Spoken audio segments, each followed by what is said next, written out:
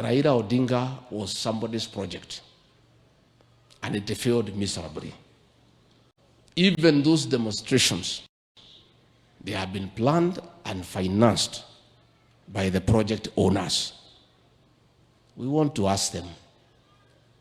They are saying that they can remove President William Ruto from office.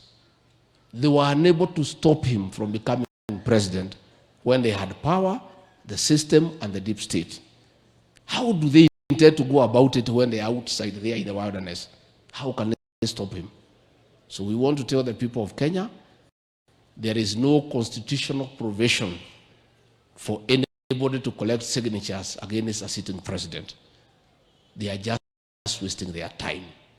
And we want to urge our president to stay focused, to continue doing the right thing, to continue on the journey for economic prosperity and the empowerment of our people. Si hiyo mumesikia sasa? Mtangaze hiyo kama mtataka. Kama hamtaki, turudi kwa Kikuyu. Kogu andũ aitũ niĩ no gũcokia ngatho mũno na nikĩo ndĩratũma ndĩrauga wa mũrĩ wĩra ũrĩa arutĩte tũmũthike na gĩtĩo. Tũrauga akĩrwo nyũmba thaka, akĩrwo mĩgeka, athi kuona gĩtĩo.